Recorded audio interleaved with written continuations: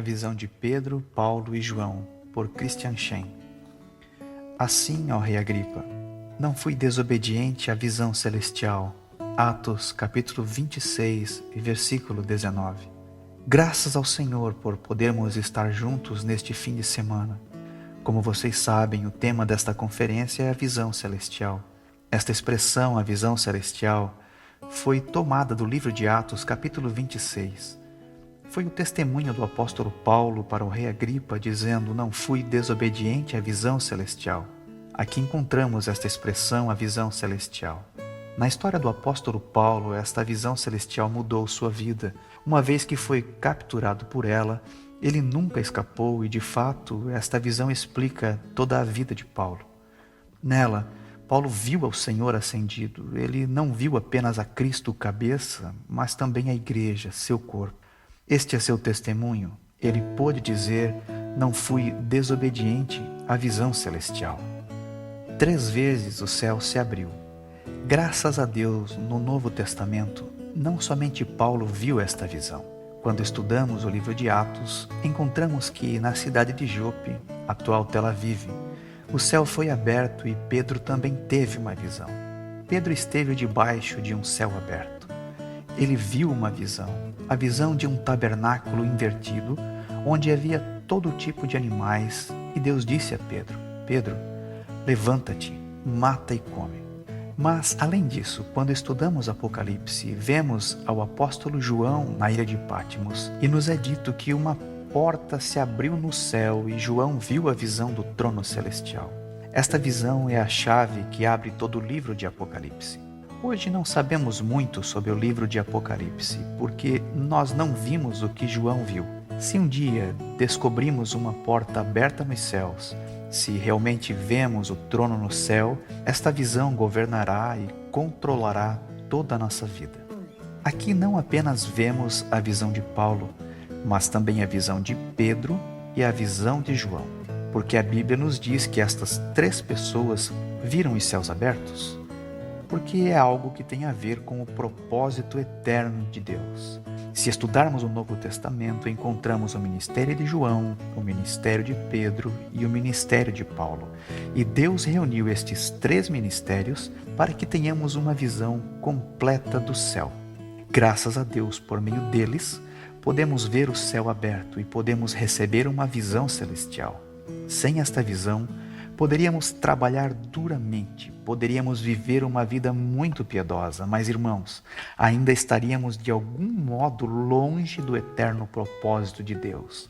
Mais cedo ou mais tarde, é necessário que nós vejamos esta maravilha do céu. Vocês se lembram de Pedro quando ele encontrou com o Senhor? Ele estava lançando as redes. Então o Senhor lhe disse: eu te farei pescador de homens, segue-me. Este foi o chamado maravilhoso do nosso Mestre e Senhor.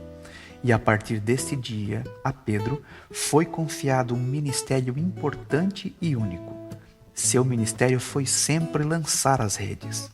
Recordem o dia de Pentecostes, quando ele lançou as redes e 3.000 peixes entraram nelas.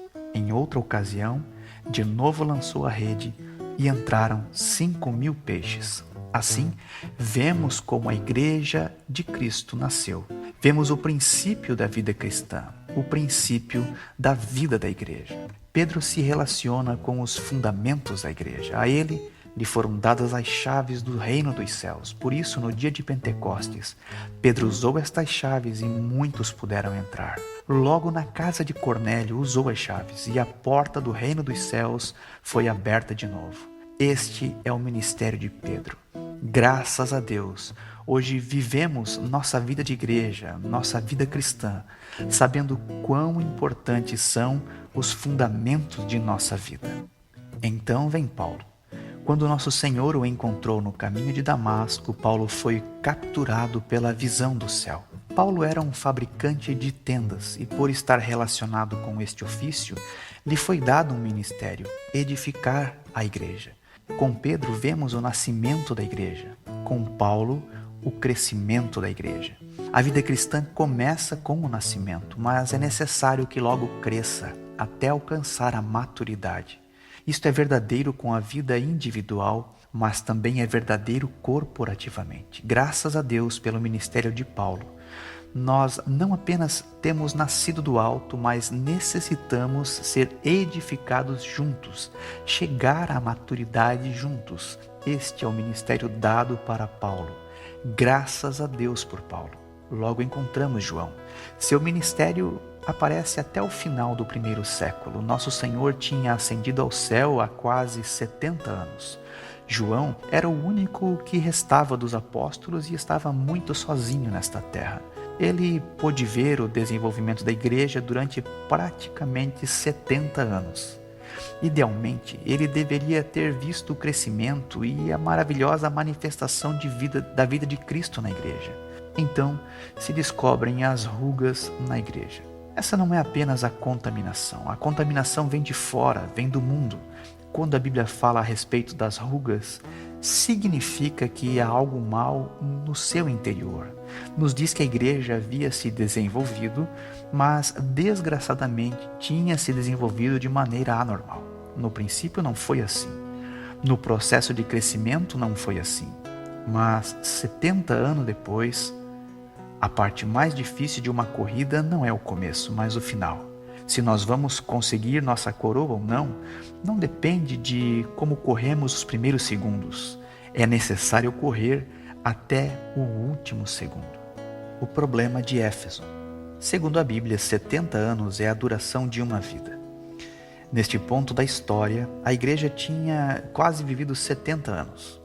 A igreja de Cristo havia começado muito bem. No dia de Pentecostes, estes atletas começaram muito bem sua corrida, mas somente João teve o privilégio de ver o final. Depois de 70 anos, ele deveria conseguir ver algo glorioso na igreja.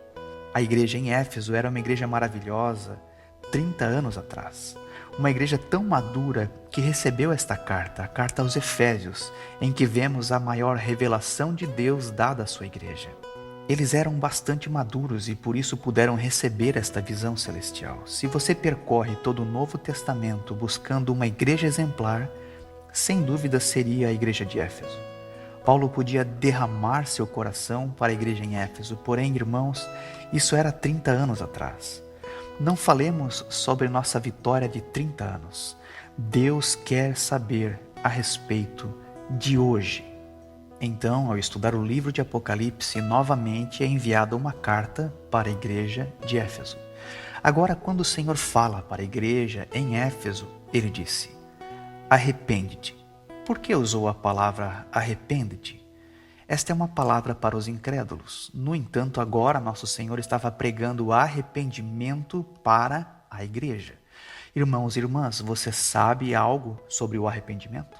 Certamente o sabemos. Antes de sermos salvos, nos arrependemos. Mas quando a igreja se esqueceu do arrependimento, então vemos que a igreja já não é o que foi há 30 anos. Por isso, quando o Senhor falou para as igrejas, ele disse: arrepende-te para 5 das 7 igrejas. O que isso significa? Depois de 70 anos, irmãos e irmãs, eles estão tão bem e têm sido tão abençoados, mas agora a igreja precisa do ministério de João. Quando o Senhor se encontrou com João, ele estava remendando as redes. Por quê? Porque as redes estavam rasgadas. Se a rede se rasga, não pode sustentar a bênção, os peixes sairão delas.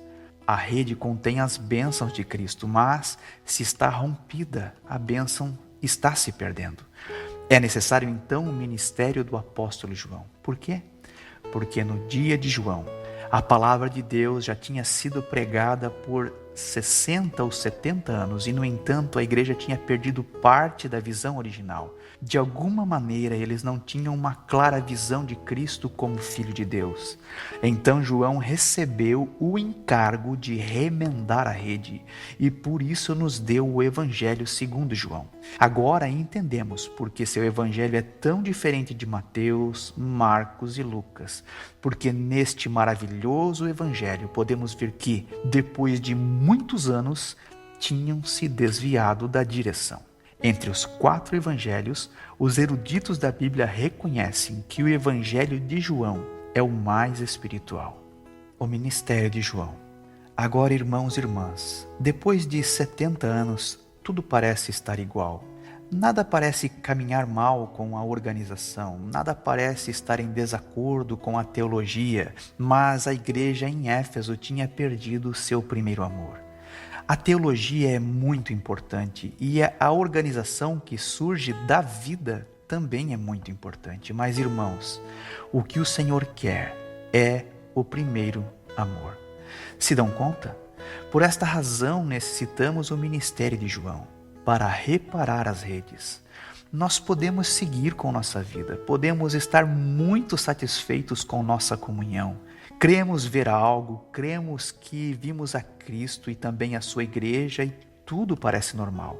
Mas o que o Senhor deseja é um lugar onde há vida espiritual, onde há vida celestial, vida que está de acordo com o propósito eterno de Deus.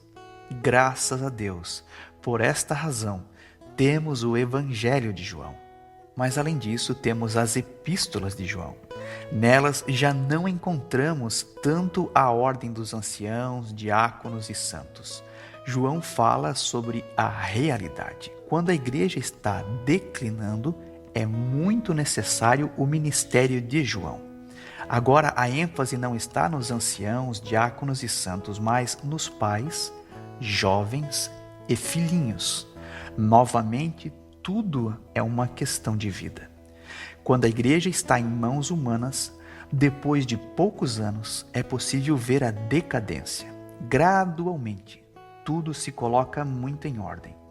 Mas quando João está remendando a rede, ele está nos dizendo algo sobre a vida. Sua preocupação é pela vida. Graças a Deus pelas epístolas de João. Mas também temos o livro de Apocalipse. Neste livro, João nos conta o que ele tinha visto e descobrimos uma porta aberta nos céus. Às vezes, ao estudar o Apocalipse, nos impressionam as 7 trombetas, os 7 selos e as 7 taças, a primeira besta, a segunda besta e o dragão.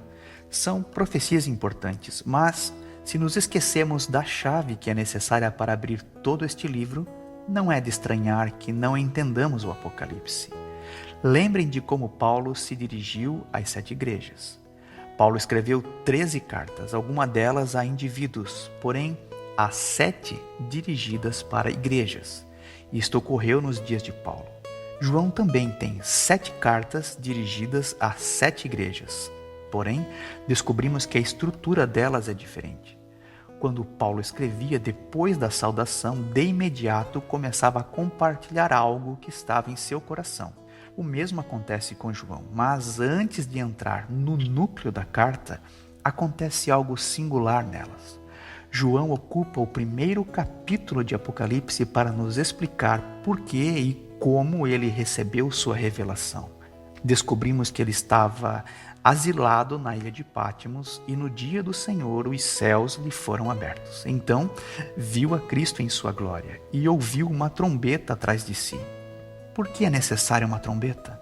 A trombeta permite que ainda os que estejam longe ouçam a mensagem. Se você tem 20 pessoas, você não precisa de uma trombeta, mas se existem 20.000 pessoas que vivem em tendas, então ela é necessária para que possam ouvir o chamado para a guerra ou para a ação. Então isto é para os que estão longe. João estava na ilha de Pátimos, como você e eu estamos nesta terra. Agora, quando o céu vai falar, sabemos quão longe estão os céus da terra. Como você poderia ouvir a voz do céu? Não é estranho que no Apocalipse encontremos a trombeta. Cada vez que se ouve uma trombeta, significa que vem uma mensagem dos céus, e esta voz há de alcançar cada canto do universo. Assim, meus irmãos, quando descobrimos que João ouviu a trombeta atrás dele, sabemos que isto é algo que vem do céu. No capítulo 4, quando João viu o céu aberto, novamente ouviu a trombeta. A trombeta significa: aqui está a mensagem celestial. Graças a Deus, porque João recebeu esta mensagem e agora ele pôde escrever este livro maravilhoso de Apocalipse. Foi assim que João recebeu a visão celestial. Quando a igreja está em decadência, quando a igreja está cheia de rugas, quando a igreja envelhece. É possível que a igreja envelheça? A vida de Cristo jamais envelhece. Se existe algo velho, pertence definitivamente à velha criação, ao velho Adão. Depois de 70 anos, a vida de Cristo verdadeiramente tem crescido, porém, lamentavelmente acreditamos ser tão inteligentes, pensamos que somos tão sábios, que acreditamos que podemos entregar alguma contribuição ou opinião para a igreja. Inconscientemente, projetamos a nós mesmos na igreja e então descobrimos que esta começa a envelhecer. Michelangelo foi um grande artista. Ele fez algumas esculturas maravilhosas. Quando estava criando sua obra-prima, ele levava uma lâmpada à sua frente para ter sempre uma luz que brilhasse sobre a obra. Então lhe perguntaram: por que você faz isso? Ele respondeu: tenho medo de que inconscientemente eu projete minha sombra sobre esta escultura e então a obra inteira se arruinará. Esta é a história da igreja. Se você e eu não somos cuidadosos, ainda quando sejamos usados pelo Senhor de uma maneira maravilhosa, podemos projetar nossa sombra sobre a igreja. Se isto acontece, a igreja começa a ter rugas. Hoje em dia nós enfrentamos dois perigos. Um perigo é de fora, é o mundo. Por isso, às vezes somos contaminados. Mas há outro perigo que é de dentro. Irmãos, quando estamos diante do Senhor, devemos lembrar que o problema na igreja não é este ou aquele irmão. Eu sou o problema. A igreja pode parecer perfeita, porém depois que você se une à igreja, se torna imperfeita. Você vê isso? Assim somos nós. Por isso encontramos que a igreja começa a envelhecer. A restauração da igreja.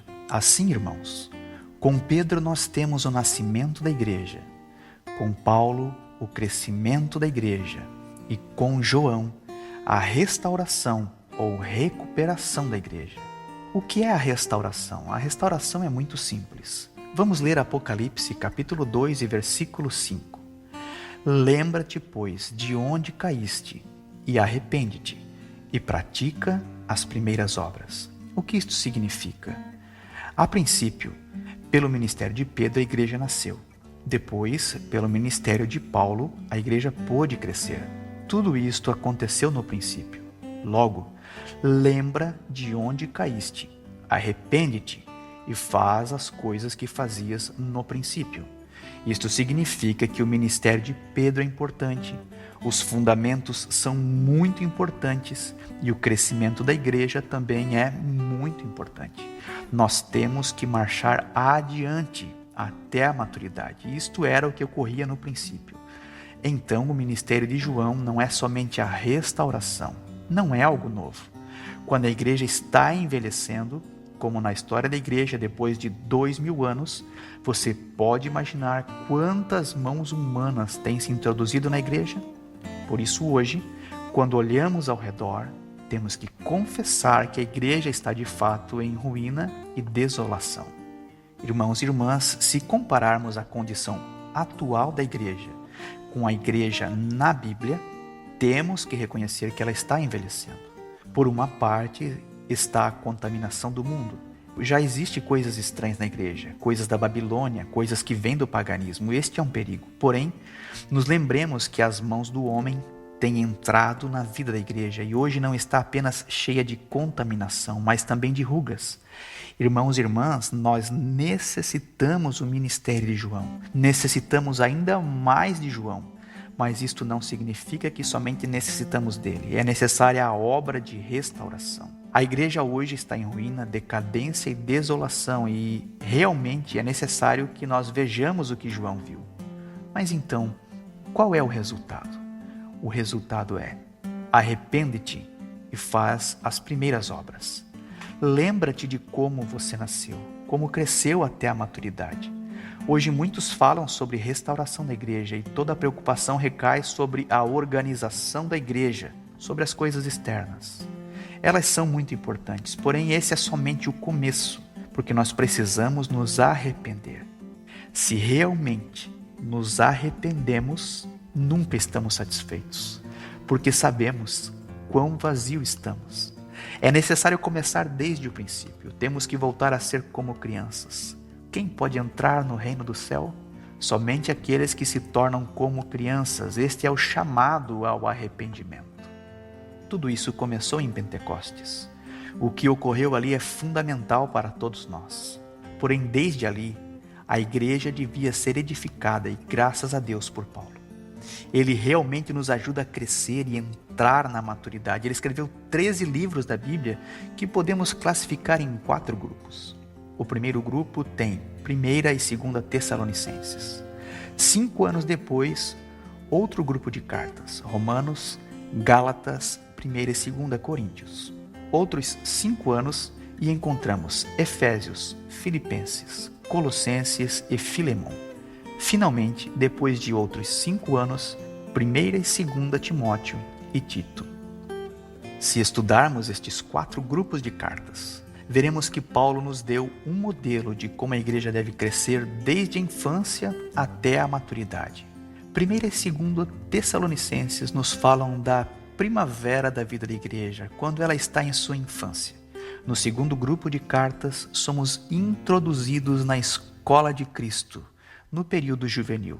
E quando vemos as cartas da prisão, descobrimos que a igreja entrou no outono, que representa a maturidade. E na última fase, o último grupo de cartas, encontramos que a igreja chega a ser testemunho para o mundo e se transforma em um vaso útil nas mãos do Senhor. Pelo ministério de Paulo, temos um modelo de crescimento da igreja, desde a infância até a idade madura. Graças a Deus pelo ministério de Paulo. Logo, quando a igreja cai na decadência, aparece a mensagem de João e sabemos que o Senhor vai fazer a obra de restauração. João fala sobre a restauração da igreja todo o tempo, porque seu ministério faz referência ao ministério de Pedro e de Paulo. Agora é necessário que a cruz opere para nos retirar a contaminação do mundo. Necessitamos também da vida do Espírito Santo para injetar em nossas rugas. Então nossas rugas desaparecerão e a igreja voltará a ser jovem. Portanto, não falamos somente de morte, mas também de ressurreição. Irmãos e irmãs, agora entendemos quão importante é a visão celestial. Sem esta visão, não temos o ministério de Pedro, nem o ministério de Paulo, nem o ministério de João. Na visão de Pedro, o Senhor disse: levanta-te, mata e come. Por quê? Porque no templo de Deus havia uma parede que separava os gentios dos judeus. Mas, quando o Senhor morreu por nós, não somente morreu como nosso Salvador, mas ao mesmo tempo derrubou esta parede intermediária de separação.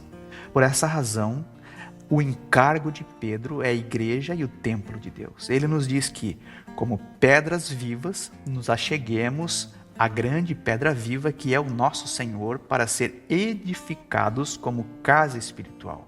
Este é o ministério de Pedro.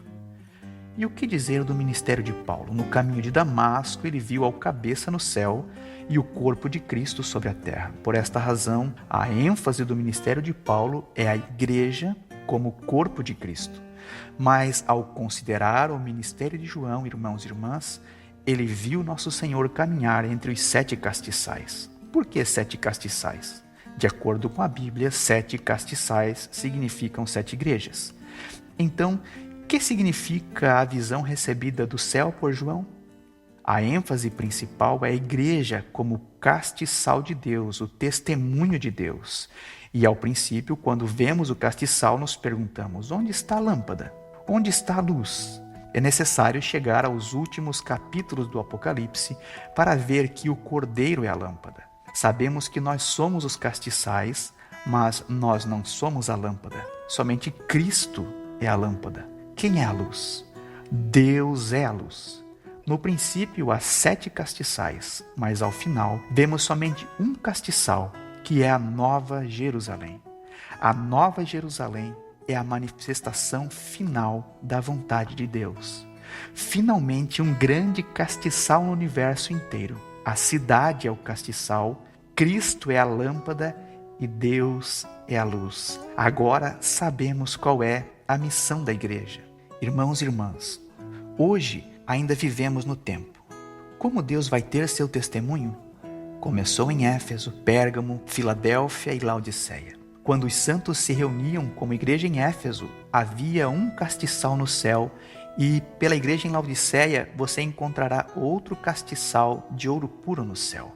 Irmãos, recordem que todo o livro de Apocalipse está tentando nos dizer como a igreja pode tornar realidade o testemunho, e por esta razão, desde as primeiras 7 igrejas em qualquer lugar, Santiago, Temuco, São Paulo, Nova York, Tóquio e aonde quer que se reúnam os santos, eles necessitam receber o ministério de João. Então eles cooperarão com o Espírito Santo. Finalmente, um dia, ao chegar ao último capítulo de Apocalipse, encontramos uma nova Jerusalém, verdadeiramente maravilhosa. Finalmente Deus terá obtido o que desejava. Assim que a visão celestial de João nos lembra, depois de resumir tudo em Pedro, João e Paulo, e reunirmos tudo, porque Apocalipse é um livro tão importante. Então, ao percorrer o Novo Testamento inteiro, entendemos por que a visão celestial é tão importante. Sem a visão celestial, não há mensagem celestial. Sem a mensagem celestial, como podemos nascer como igreja? Como podemos crescer e como podemos ser restaurados como igreja? A visão celestial desde diferentes ângulos. Irmãos e irmãs, quão maravilhosa é a obra do Espírito Santo. Por isso estamos agradecidos a Deus, porque nos tem dado uma conferência maravilhosa neste tempo. Temos vários oradores aqui e gostaríamos de considerar a visão celestial de diferentes ângulos, porque isso tem a ver com o caminhar da igreja. Como poderíamos avançar como igreja se estamos confusos? Irmãos, o ministério de João nos dará uma resposta clara. Graças a Deus, vemos que nesta conferência o Senhor, em sua misericórdia, quer nos dar o quadro completo da visão celestial sobre todos os ângulos. Minha responsabilidade diante do Senhor é considerar a visão do apóstolo João, porque creio que há ali uma mensagem para hoje, sobretudo quando a igreja está confusa e o povo de Deus não sabe onde ir. Necessitamos lembrar esta mensagem maravilhosa, a qual não significa que não o conheçamos em absoluto. Graças ao Senhor, de alguma maneira, já temos recebido algo dele antes de que necessitemos ser recordados este final de semana. A visão celestial descrita por João. Queremos que o Senhor fale aos nossos corações e oramos para que nestes dias recebamos algo sólido do Senhor e realmente vejamos a Cristo. Assim como aqueles magos que vieram a Cristo e nos é dito que eles não voltaram pelo mesmo caminho. Oramos para que por meio desta conferência realmente nos encontremos com Cristo e realmente o vejamos. Que já não possamos seguir sendo os mesmos, que não voltemos para casa como vivíamos. Graças a Deus. Recordem que Pátimos ainda era Pátimos. As 7 igrejas ainda eram as 7 igrejas. A Ásia Menor ainda era a Ásia Menor. Tudo seguia sendo o mesmo. Mas João foi diferente depois de receber a visão celestial.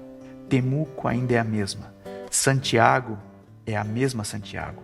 Mas se nós realmente recebemos a Cristo, se realmente recebemos a visão celestial, já não seremos o mesmo. Que realmente o Senhor possa falar a nossos corações para que possamos continuar caminhando com Ele.